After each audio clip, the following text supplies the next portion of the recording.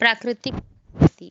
क्या आप कभी पिकनिक के लिए जंगल गए हैं? अगर आप शहर में रहते हैं तो अवश्य ही पार्क गए होंगे, और अगर आप गांव में रहते हैं तो आम, अमरूद या नारियल के बगीचे में गए होंगे। आप प्राकृतिक और मानव रोपित वनस्पति में कैसे अंतर करते हैं? जो पौधा जंगल में प्राकृतिक परिस्थितियों में फलता फूलता है,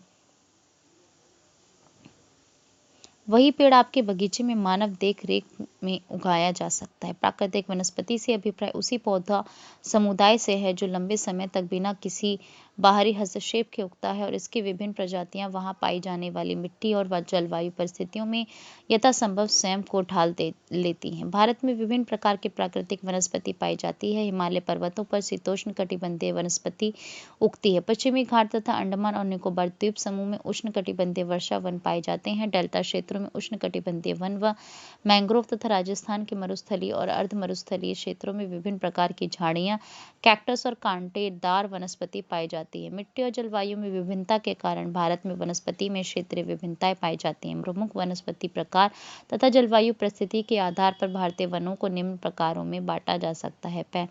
वनों के प्रकार: पहला, उष्णकटिबंधीय सदाबहार एवं अर्ध सदाबहार वन। दूसरा, उष्णकटिबंधीय पर्णपाती वन। तीसरा, उष्णकटिबंधीय कांटेदार वन। चौथा, पर्वतीय वन। पांचवा, वेलांचली व अनूप वन। उष्णकटिबंधीय सदाबहार एवं अर्ध सदाबहार वन। ये वन पश्चिमी घाट की पश्चिमी ढाल पर, उत्तर पूर्वी क्षेत्र की पहाड़ियों पर और अंडमान और निकोबार द्वीप समूह में पाए जाते हैं। ये उन उष्ण और आर्द्र प्रदेशों में पाए जाते हैं जहाँ वार्षिक वर्षा 200 सेंटीमीटर से अधिक होती है और औसत वार्षिक तापमान 22 डिग्री सेल्सियस से अधिक रहता है। उष्णकटिबंधीय वन सघन और परतों वाले होते हैं, जहाँ भूमि के नजदीक झाड़ियां और बेलें होती हैं। इनके ऊपर छोटे कद वाले पेड़ और सबसे ऊपर लंबे पेड़ होते हैं। इन वनों में वृक्षों की लंबाई 60 मीटर या उससे भी अधिक हो सकती है। चूंकि इन पेड़ों के पत्ते झड़ने, फूल आने और फल लगने का समय अलग अलग है, इसलिए ये वर्ष भर हरे भरे दिखाई देते हैं। इसमें पाई जाने वाली मुख्य वृक्ष प्रजातियां रोजवुड, महोगनी, एनी और एबनी हैं। अर्ध सदाबहार वन इन्हीं क्षेत्रों में अपेक्षाकृत कम वर्षा वाले भागों में पाए जाते हैं। ये वन सदाबहार और आर्द्र पर्णपाती वनों के मिश्रित रूप हैं। इनमें मुख्य वृक्ष प्रजातियां साइडर, होलक और कैल हैं। अंग्रेज भारत में वनों की आर्थिक महत्ता को समझते थे और इसीलिए उन्होंने इनका बड़े पैमाने पर दोहन करना शुरू किया। इससे वनों की संरचना भी बदलती चली गई। गढ़वाल और कुमाऊं में पाए जाने वाले ओक के स्थान पर चीड़ के पेड़ उगाए गए, जो रेल पटरी बिछाने के लिए आवश्यक थे। चाय, कॉफी और रबड़ के बागान लगाने के लिए भी वनों को साफ किया गया। लकड़ी ऊष्मा रोधक होती है, इसलिए अंग्रेजों ने इसका प्रयोग इमारत निर्माण में भी भरपूर मात्रा में किया। इस तरह से संरक्षण को भूलकर वनों का व्यापारिक इस्तेमाल शुरू हुआ। उष्णकटिबंधीय पर्णपाती वन। भारतवर्ष में ये वन बहुतायत में पाए जाते हैं। इन्हें मानसून वन भी कहा जाता है। ये वन उन क्षेत्रों में पाए जाते हैं जहाँ वार्षिक वर्षा 70 से 200 सेंटीमीटर होती है। जल उपलब्धता के आधार पर इन वनों को आर्द्र और शुष्क पर्णपाती वनों में विभाजित किया जाता है। आर्द्र पर्णपाती वन उन क्षेत्रों में पाए जाते हैं जहाँ वर्षा 100 से 200 सेंटीमीटर होती है। ये वन उत्तर पूर्वी राज्यों और हिमालय के गिरिपथ, पश्चिमी घाट के पूर्वी ढालों और उड़ीसा में उगते हैं। सागवान, साल, शीशम, हुर्रा, महुआ, आंवला, सेमल, कुसुम और चंदन आदि प्रजातियों के वृक्ष इन वनों में पाए जाते हैं। शुष्क पर्णपाती वन देश के उन विस्तृत भागों में मिलते हैं जहाँ वर्षा 70 से 100 सेंटीमीटर होती है। आर्द्र क्षेत्रों की ओर ये वन आर्द्र पर्णपाती और शुष्क क्षेत्रों की ओर कांटेदार वनों में मिल जाते हैं। ये वन प्रायद्वीप में अधिक वर्षा वाले भागों और उत्तर प्रदेश और बिहार के मैदानी भागों में पाए जाते हैं। अधिक वर्षा वाले प्रायद्वीपीय पठार उत्तर भारत में मैदानों में ये वन पार्क नुमा भूदृश्य बनाते हैं, जहाँ सागवान और अन्य पेड़ों के बीच हरी भरी घास होती है। शुष्क ऋतु शुरू होते ही इन पेड़ों के पत्ते झड़ जाते हैं और घास के मैदान में नग्न पेड़ खड़े रह जाते हैं। इन वनों में पाए जाने वाले मुख्य पेड़ों में तेंदू, पलास, अमलतास, बेल, खैर और एक्सलवुड इत्यादि हैं। राजस्थान के पश्चिमी और दक्षिणी भागों में कम वर्षा और अत्यधिक पशुचारण के कारण प्राकृतिक वनस्पति बहुत विरल है। उष्णकटिबंधीय कांटेदार वन। उष्णकटिबंधीय कांटेदार वन उन भागों में पाए जाते हैं जहां वर्षा 50 सेंटीमीटर से कम होती है। इन वनों में कई प्रकार के घास और झाड़ियां शामिल हैं। इसमें दक्षिण पश्चिम पंजाब, हरियाणा, राजस्थान, गुजरात, मध्य प्रदेश और उत्तर प्रदेश के अर्धशुष्क क्षेत्र शामिल हैं। इन वनों में पौधे लगभग पूरे वर्ष रहित रहते हैं और झाड़ियों जैसे लगते हैं। इनमें पाई जाने वाली मुख्य प्रजातियां बबूल, बेर, खजूर, खैर, नीम, खेजड़ी और पलास इत्यादि हैं। इन वृक्षों के नीचे लगभग 2 मीटर लंबी गुच्छ घास उगती है।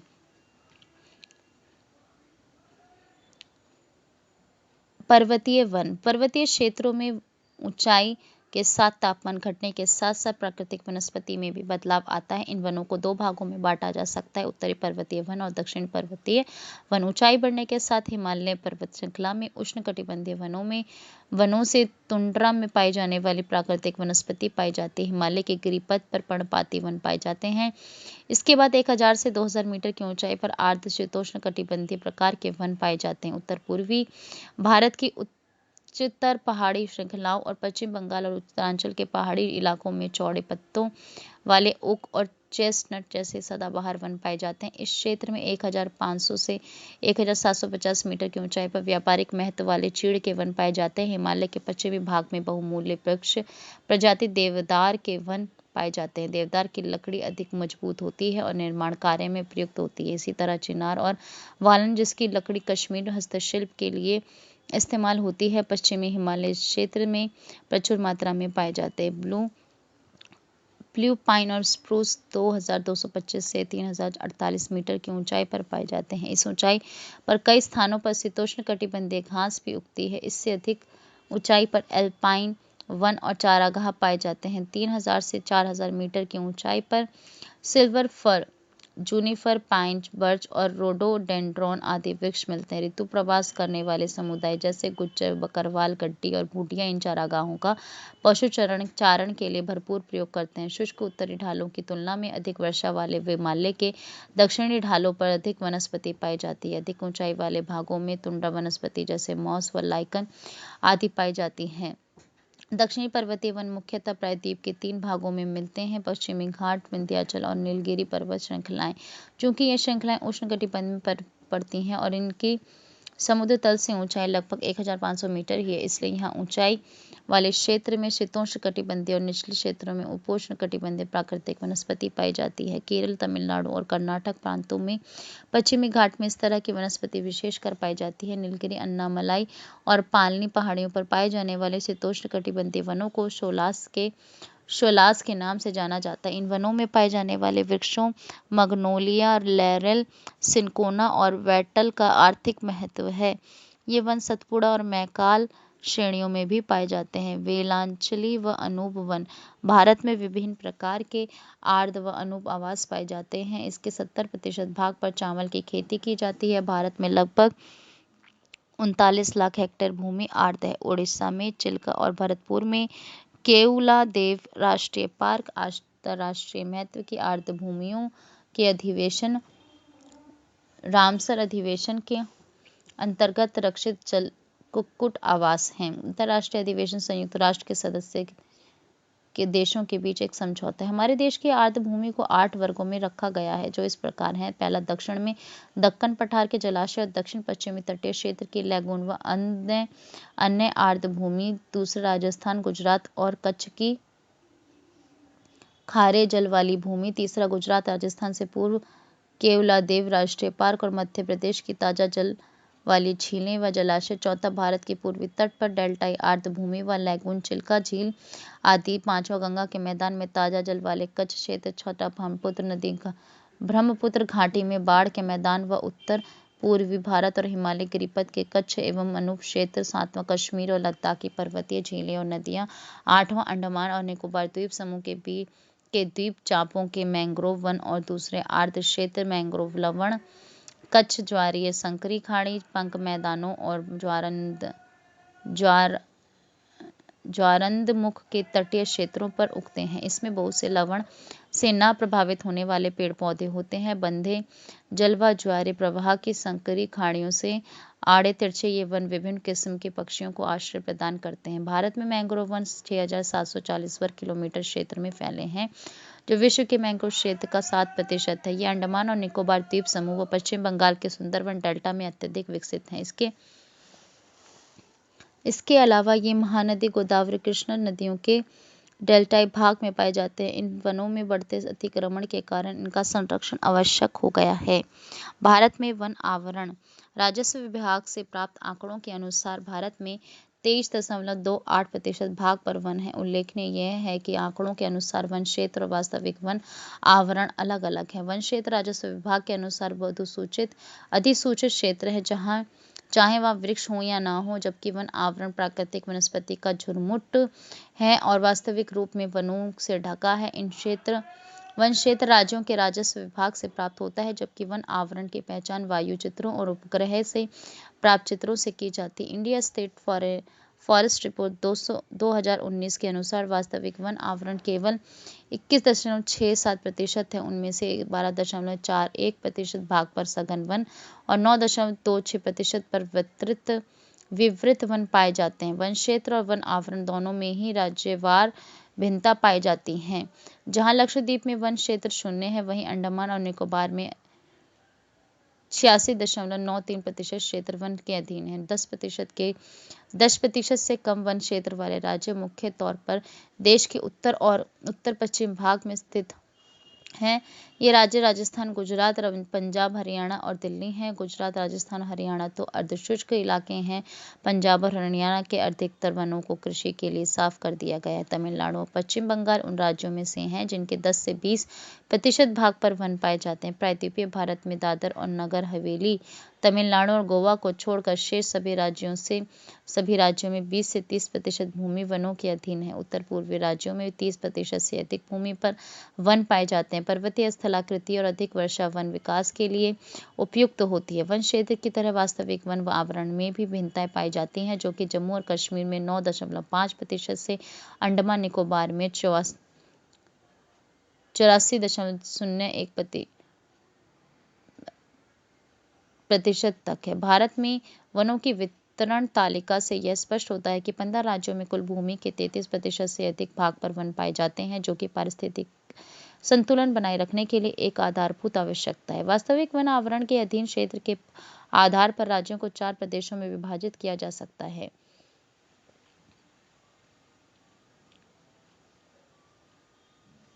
अधिक वन संकेंद्रण वाले प्रदेश, मध्यम वन संकेंद्रण वाले प्रदेश, कम वन संकेंद्रण वाले प्रदेश, अति कम वन संकेंद्रण वाले प्रदेश।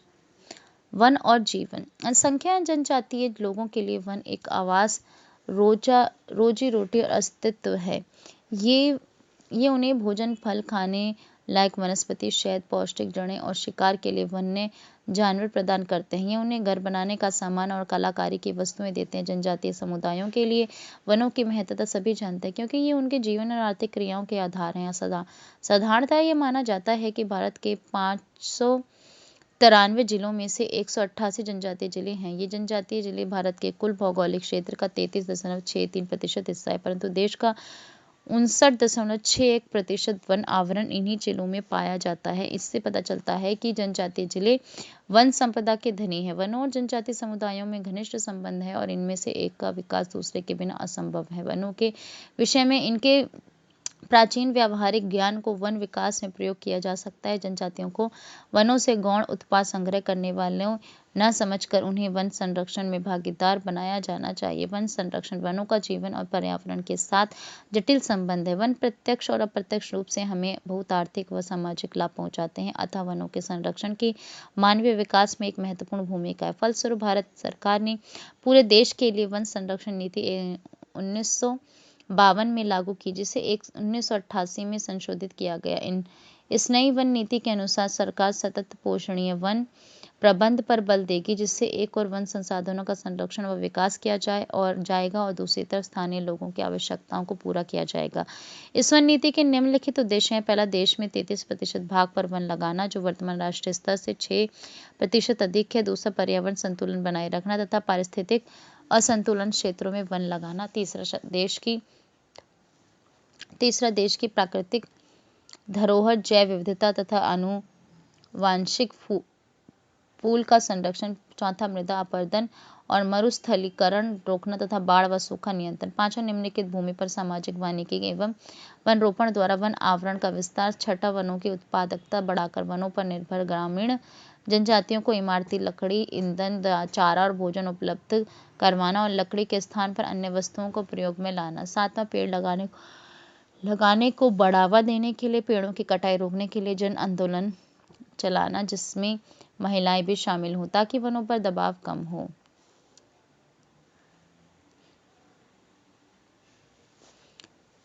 इस वन संरक्षण नीति के अंतर्गत निम्न कदम उठाए गए हैं। सामाजिक वानिकी। सामाजिक वानिकी का अर्थ है पर्यावरणीय, सामाजिक व ग्रामीण विकास में मदद के उद्देश्य से वनों का प्रबंध और सुरक्षा तथा ऊसर भूमि पर वन रोपण। राष्ट्रीय कृषि आयोग 1976 से 1979 ने सामाजिक वानिकी को 3 वर्गों में बांटा है: शहरी वानिकी, ग्रामीण वानिकी और फार्म वानिकी।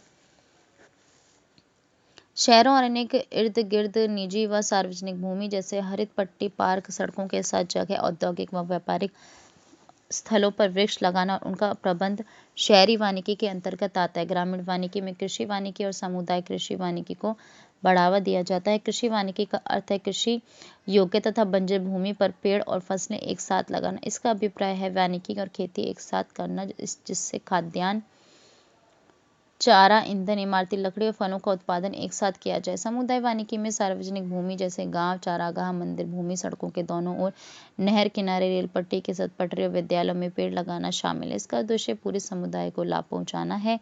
इस योजना का एक उद्देश्य भूमि विहीन लोगों को वानिकीकरण से जोड़ना तथा इससे उन्हें वे लाभ पहुंचाना जो केवल भूस्वामियों को ही प्राप्त होते हैं। फार्म वानिकी के अंतर्गत किसान अपने खेतों में व्यापारिक महत्व वाले या दूसरे पेड़ लगाते हैं। वन विभाग इसके लिए छोटे और मध्यम किसानों को निःशुल्क पौधे उपलब्ध कराता है। इस योजना के तहत कई तरह की भूमि जैसे खेतों की मेड़ें, चारागाह, घास स्थल, घर के पास पड़ी खाली जमीन और पशुओं के बाड़ों में भी पेड़ लगाए जाते हैं। वन्य प्राणी अपने चिड़ियाघर में पिंजरों में जंतु और पक्षी दोनों देखे होंगे। भारत में वन्य प्राणी एक महान प्राकृतिक धरोहर है। यह अनुमान लगाया गया है कि विश्व के ज्ञात पौधों और प्राणियों की किस्मों में से 4 से 5% किस्में भारत में पाई जाती हैं। हमारे देश में इतने बड़े पैमाने पर जैव विविधता पाए जाने का कारण यहाँ पर पाए जाने वाले विभिन्न प्रकार के पारिस्थितिकी तंत्र हैं, जिन्हें हमने युगों से संरक्षित रखा है। समय के साथ पारिस्थितिकी तंत्रों के आवास मानव क्रियाओं द्वारा प्रभावित हुए और परिणाम स्वरूप जैव प्रजातियों की संख्या काफी कम हो गई है। कुछ जैव प्रजातियां तो लुप्त होने के कगार पर हैं। वन्य प्राणियों की संख्या कम होने के मुख्य कारण इस प्रकार हैं। पहला, औद्योगिकी और तकनीकी विकास के कारण वनों के दोहन की गति तेज हुई। दूसरा, खेती, मानवीय बस्ती, सड़कों, खदानों, जलाशयों इत्यादि के लिए जमीन से वनों को साफ किया गया।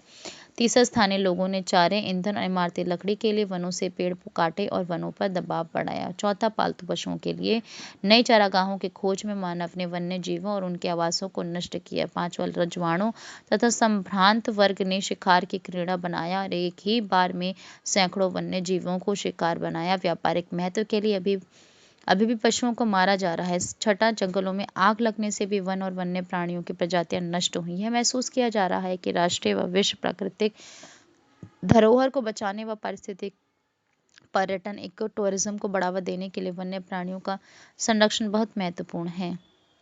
भारत में वन्य प्राणी संरक्षण। भारत में वन्य प्राणियों के बचाव की परिपाटी बहुत पुरानी है। पंचतंत्र और जंगल बुक इत्यादि की कहानियां हमारे वन्य प्राणियों के प्रति प्रेम का उदाहरण प्रस्तुत करती हैं। इनका युवाओं पर महत्वपूर्ण प्रभाव है। वन्य प्राणी अधिनियम 1972 में पास हुआ, जो वन्य प्राणियों के संरक्षण और संरक्षण की कानूनी रूपरेखा तैयार करता है। उस अधिनियम के 2 मुख्य उद्देश्य हैं। अधिनियम के तहत अनुसूची में सूचीबद्ध संकटापन्न प्रजातियों को सुरक्षा प्रदान करना तथा नेशनल पार्क, पशु विहार जैसे संरक्षित क्षेत्रों को कानूनी सहायता प्रदान करना। इस अधिनियम को 1991 में पूर्णतः संशोधित कर दिया गया, जिसके तहत कठोर सजा का प्रावधान किया गया है। इसमें कुछ पौधों की प्रजातियों को बचाने तथा संकटापन्न प्रजातियों के संरक्षण का प्रावधान है। देश में 101 नेशनल पार्क और 553 वन्य प्राणी अभयारण्य है। वन्य प्राणी संरक्षण का दायरा काफी बड़ा है और इसमें मानव कल्याण की असीम संभावनाएं निहित है। यद्यपि इस लक्ष्य को तभी प्राप्त किया जा सकता है जब हर व्यक्ति इसका महत्व समझे और अपना योगदान दे। यूनेस्को ने मानव और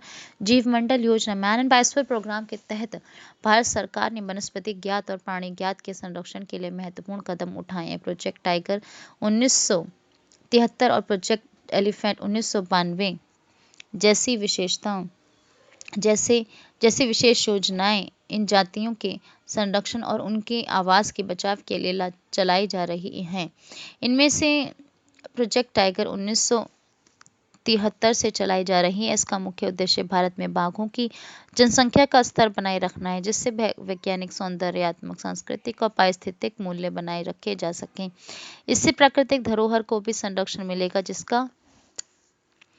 जिसका लोगों को शिक्षा और मनोरंजन के रूप में फायदा होगा। शुरू में यह योजना 9 बाघ निश्चयों आरक्षित क्षेत्रों में शुरू की गई थी और ये 16,339 वर्ग किलोमीटर पर फैली थी। अब यह योजना 50 करोड़ बाघ निश्चयों में चल रही है और इनका क्षेत्रफल 71,027.10 वर्ग किलोमीटर है और 18 राज्यों में व्याप्त है। देश में बाघों की संख्या 2006 में 1,411 से बढ़कर 2020 में 2,967 हो गई, जो विश्व की कुल बाघ जनसंख्या का 70% है। ये योजना मुख्य रूप से बाघ केंद्रित है, परंतु फिर भी पारिस्थितिक तंत्र की स्थिरता पर जोर दिया जाता है। बाघों की संख्या का स्तर तभी ऊंचा रह सकता है जब पारिस्थितिक तंत्र के विभिन्न पोषण स्तरों और इसकी भोजन कड़ी को बनाए रखा जाए। इसके अलावा भारत सरकार द्वारा कुछ और परियोजनाएं जैसे मगरमच्छ प्रजनन परियोजना, हंगुल परियोजना और हिमालय कस्तूरी मृग परियोजना भी चलाई जा रही है। जीवमंडल निचय आरक्षित क्षेत्र विशेष प्रकार के भौमिक और तटीय पारिस्थितिक तंत्र हैं, जिन्हें यूनेस्को के मानव और जीवमंडल प्रोग्राम मैप के अंतर्गत मान्यता प्राप्त है। जैसा कि आरेख 5.1 में दिखाया गया है, जीवमंडल निच के 3 मुख्य उद्देश्य हैं।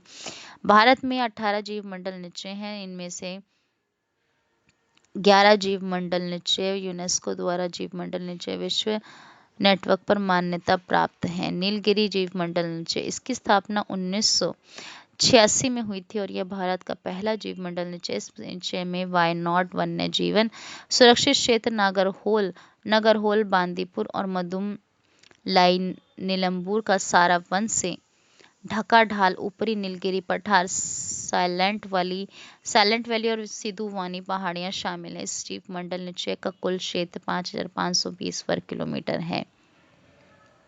नीलगिरी जीवमंडल निचय में विभिन्न प्रकार के आवास और मानव क्रिया द्वारा कम प्रभावित प्राकृतिक वनस्पति व सूखी झाड़ियां जैसे शुष्क और अर्ध पर्णपाती वन, अर्ध सदाबहार और अर्ध सदाबहार वन, सदाबहार शोलास, घास के मैदान और दलदल शामिल हैं। यहाँ पर 2 संकटापन्न प्राणी प्रजातियों नीलगिरी ताहर और शेर जैसी दुम वाले बंदर की सबसे अधिक संख्या पाई जाती है। नीलगिरी निचय में हाथी, बाघ, गौर, सांभर और चीतल जानवरों की दक्षिण भारत में सबसे ज्यादा संख्या तथा कुछ संकटापन्न और क्षेत्रीय विशेष पौधे पाए जाते हैं। इस क्षेत्र में कुछ ऐसी जनजातियों के आस भी स्थित हैं जो पर्यावरण के साथ सामंजस्य करके रहने के लिए विख्यात है। इस जीव मंडल की स्थलाकृति ऊबड़ खाबड़ है और समुद्र तल से ऊंचाई 250 मीटर से 2,650 मीटर तक है। पश्चिम घाट में पाए जाने वाले 80% फूलदार पौधे इसी निचय में मिलते हैं। नंदा देवी जीवमंडल निचय, नंदा देवी जीवमंडल निचय उत्तराखंड में स्थित है, जिसमें चमोली, अल्मोड़ा, पिथौरागढ़ और बागेश्वर जिलों के भाग शामिल है। यहाँ पर मुख्यतः शीतोष्ण कटिबंधीय वन पाए जाते हैं। यहाँ पाई जाने वाली प्रजातियों में सिल्वरवुड तथा लैटिफोली जैसे ऑर्चिड और रोडोडेंड्रॉन शामिल हैं। उस जीव मंडल निचय में कई प्रकार के वन्य जीव जैसे हिम तेंदुआ, स्नो लेपर्ड, काला भालू, भूरा भालू, कस्तूरी मृग, हिम मुर्गा, सुनहरा बाज और काला बाज पाए जाते हैं। यहाँ पारिस्थितिक तंत्रों को मुख्य खतरा संकटापन्न पौध प्रजातियों को दवा के लिए इकट्ठा करना, दावानल और पशुओं का व्यापारिक उद्देश्य के लिए शिकार से है। सुंदरवन जीव मंडल निचय, यह पश्चिम बंगाल में गंगा नदी के दलदली डेल्टा पर स्थित है। यह एक विशाल क्षेत्र 9,630 वर्ग किलोमीटर पर फैला हुआ है और यहाँ मैंग्रोव वन, अनूप और वनाच्छादित द्वीप पाए जाते हैं। सुंदरवन लगभग 200 रॉयल बंगाल टाइगर का आवासीय क्षेत्र है। मैंग्रोव वृक्षों की उलझी हुई विशाल जड़ समूह मछली से श्रिम्प तक को आश्रय प्रदान करती हैं। इन मैंग्रोव वनों में 170 से ज़्यादा पक्षी प्रजातियां पाई जाती हैं। स्वयं को लवणीय और ताज़ा जल पर्यावरण के अनुरूप ढालते हुए भाग पानी में तैरते हैं और चीतल, भौंकने वाले मृग, बार्किंग डियर, जंगली सूअर और यहाँ तक कि लंगूर जैसे दुर्लभ शिकार भी कर लेते हैं। सुंदरवन के मैंग्रोव वनों में हेरिसिएरा फोमिज, जो बेशकीमती इमारती लकड़ी है, भी पाई जाती है। मन्नार की खाड़ी का जीवमंडल नीचे। मन्नार की खाड़ी का जीवमंडल नीचे लगभग 1,05,000 हेक्टेयर क्षेत्र में फैला है और भारत के दक्षिण पूर्वी तट पर स्थित है। समुद्री जीव विविधता के मामले में यह क्षेत्र विश्व के सबसे धनी क्षेत्रों में से एक है। इस जीवमंडल नीचे में 21 द्वीप हैं और इन पर अनेक ज्वारंदमुख, पुलीन, तटीय पर्यावरण के जंगल, समुद्री घास से प्रवाल द्वीप, लवणीय, अनूप और मैंग्रोव पाए जाते हैं। यहाँ पर लगभग 3,600 पौधों और जीवों की संकटापन्न प्रजातियां पाई जाती हैं, जैसे समुद्री गाय, डुगोंग डुगोन। इसके अतिरिक्त भारतीय प्रायद्वीप क्षेत्रीय विशेष के 6 मैंग्रोव प्रजातियां भी संकटापन्न हैं।